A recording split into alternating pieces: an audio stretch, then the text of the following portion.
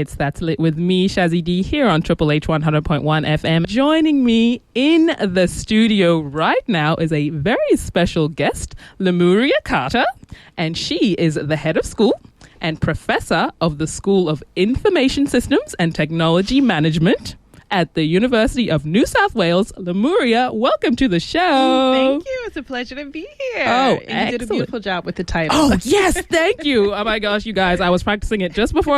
Okay. And I had to make sure I got it right. So thank you. That means a lot. And thank you so much for having me. Not a problem at all.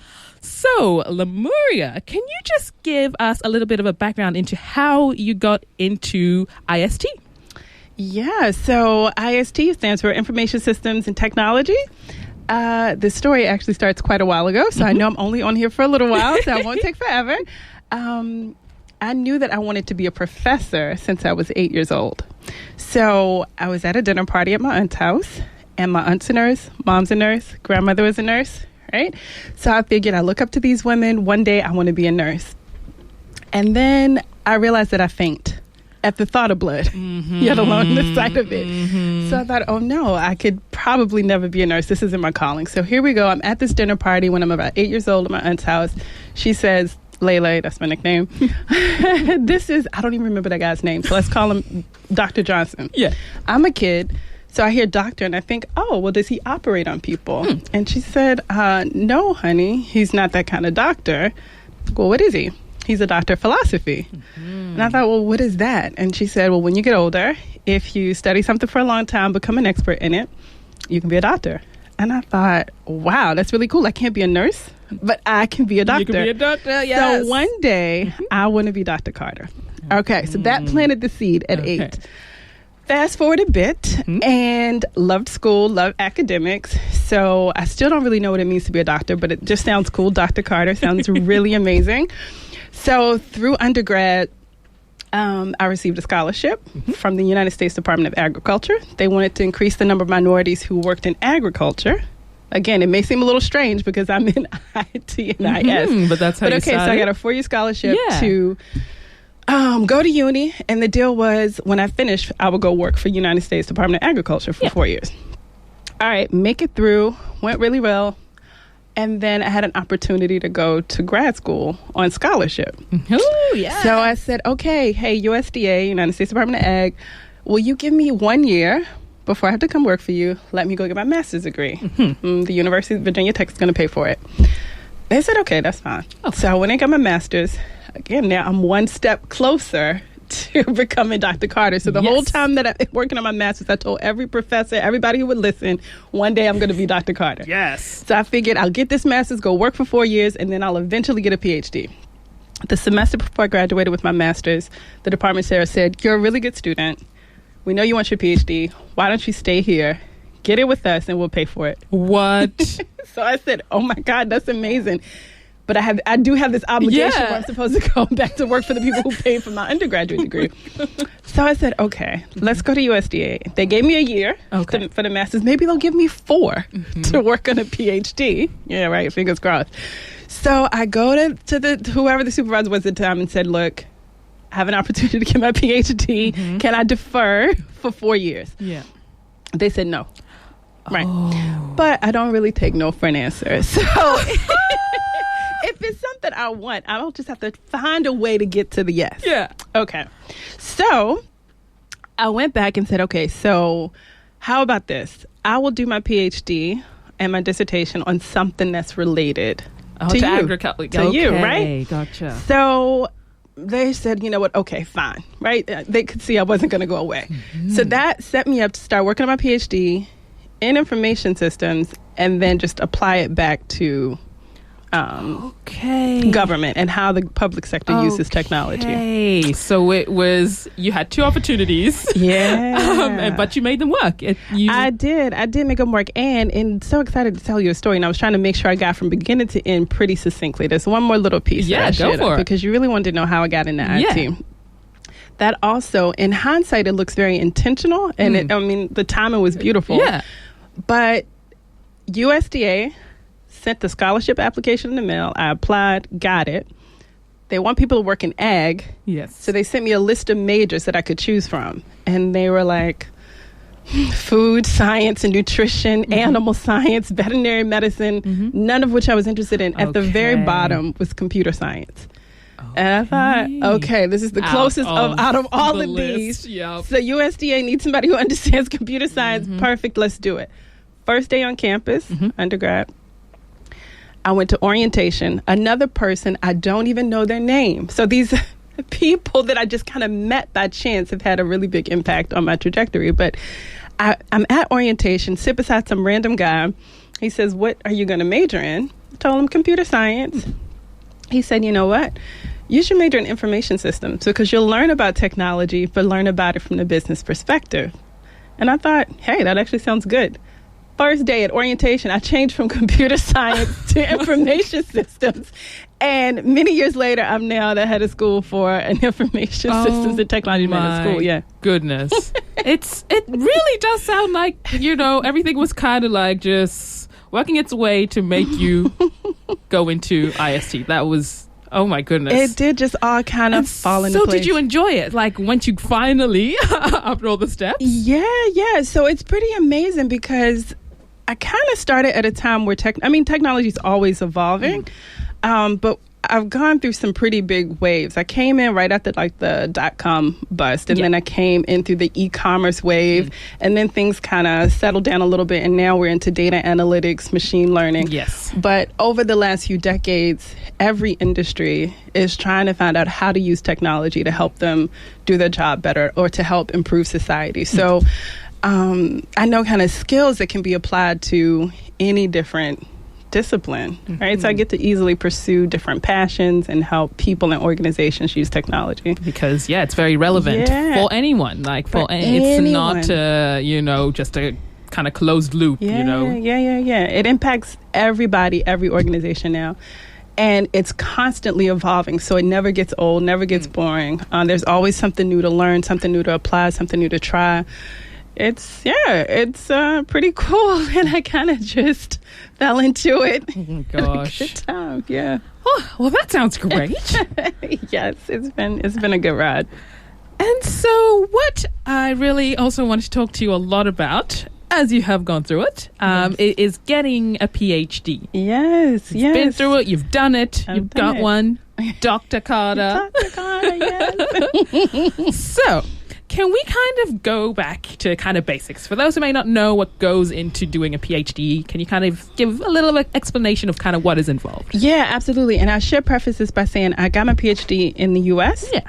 So there are different models across the world, and the experience is a little different depending on where you go.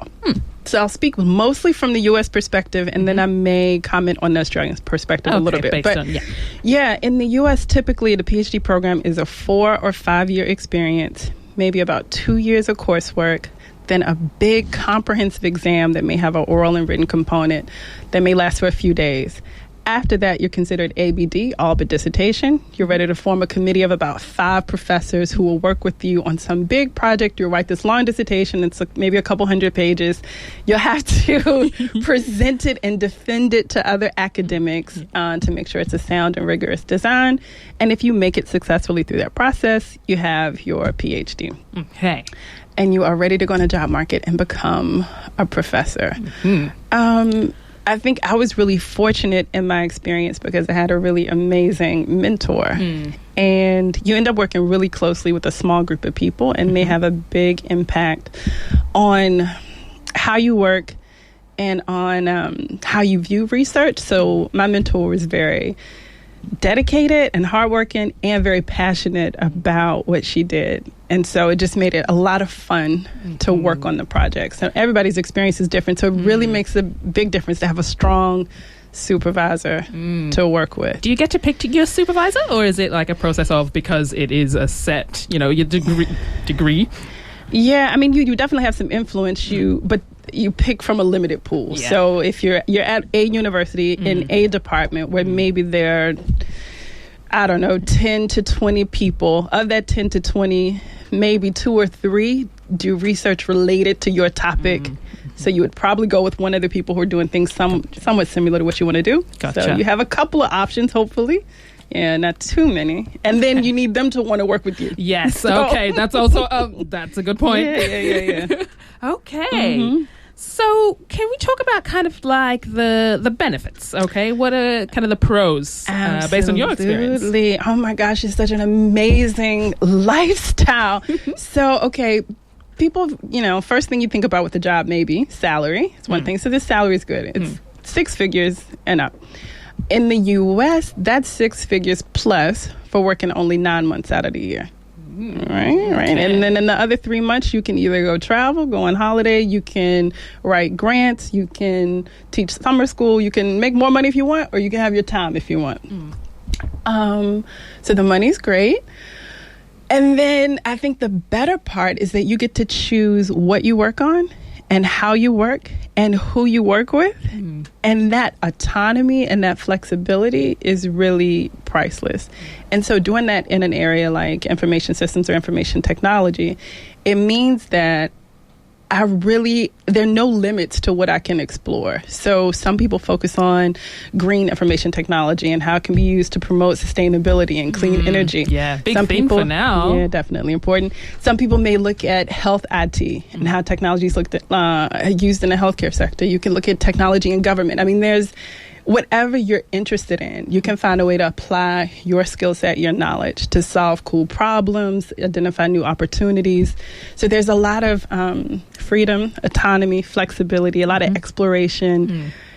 I think you never get bored, you never get stale. Especially because if you pick something that you enjoy, then ideally you shouldn't get bored. You shouldn't. Ideally. And then even if you lose interest in the exact area you studied, there's so many opportunities to retool and learn new things and apply them in new ways.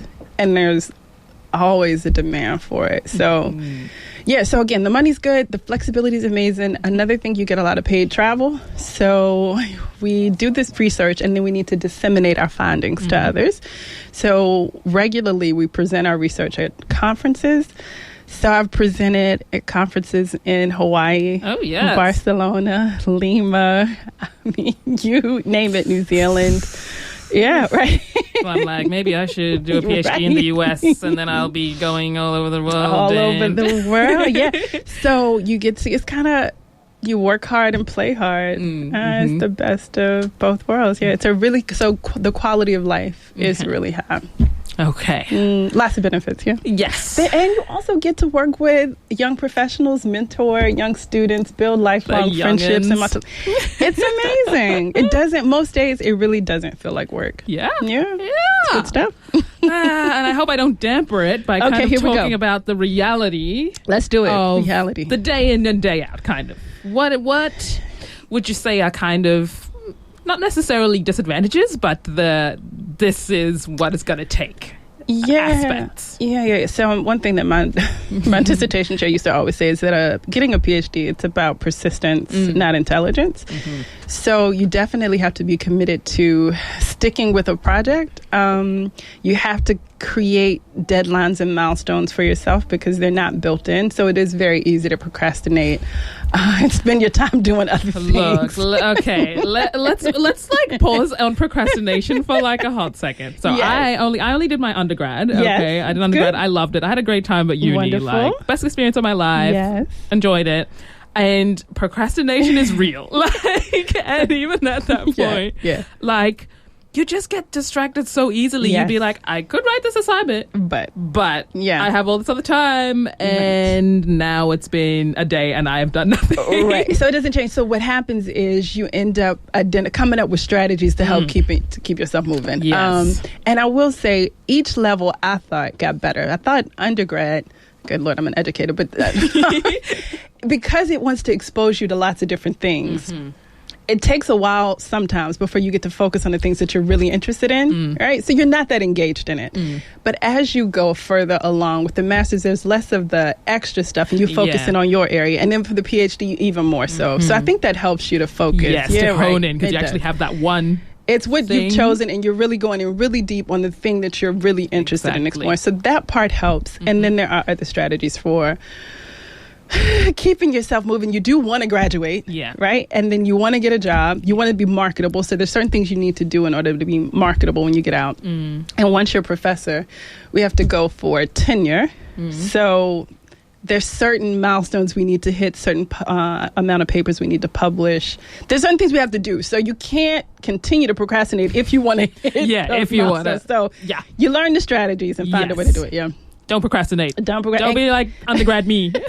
And I guess another thing, collaboration is encouraged. So your peers, your colleagues keep you accountable. Yes. That's a good word, accountability. Because if you're slacking too much, and you have a friend or you have, a colleague who can kind of be like, okay, let's keep it moving.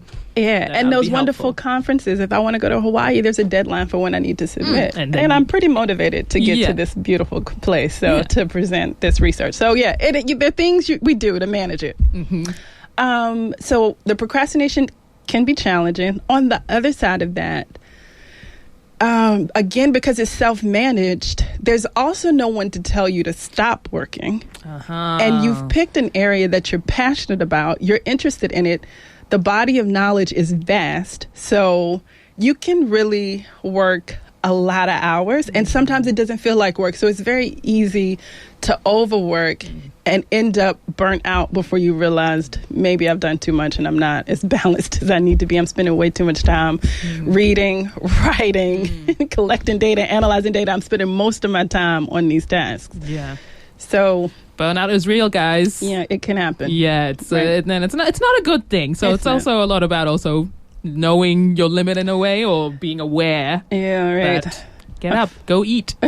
Right. Unfortunately, I usually end up exhausted and then realize, oh gosh, I'm not going to the gym as much. I'm not doing the other things that I know I need to do. Okay, so kind of remembering those little things. They do help. Take breaks. Just a little thing. In my case, I like naps, so take naps. Love a good siesta, love a nap, yes. Yes, okay, yeah, because, in reality, doing a lot, you don't overwork, but also don't underwork. Yeah, balance. Balance is key. Perfect. Definitely.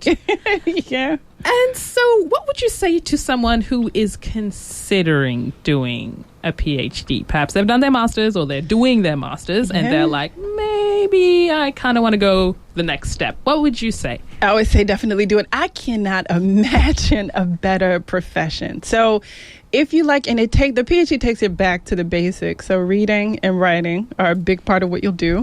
Depending on how you collect data, you need to learn a bit of statistics. It just kind of depends on what you end up doing. But I think if you're really kind of curious, inquisitive, detail-oriented, analytical, kind of critical, but not in a negative way, just, in a wanting to understand the why behind something kind of way, then definitely go for it. If you like reading and don't mind writing, nobody really is that excited about writing a dissertation going into it. It seems really daunting, and that's very normal. I'd never written anything that long before then, and really actually not since, because we write in a different way to publish. But it seems really overwhelming at first, but once you get into it, it prepares you to move through each phase. Okay. Yeah, so do it. Yeah, it's doable. It is definitely doable. Yeah. Daunting? Yes. It does seem very daunting. And once you get into it, you realize, okay, I can make it through this step by step, each phase.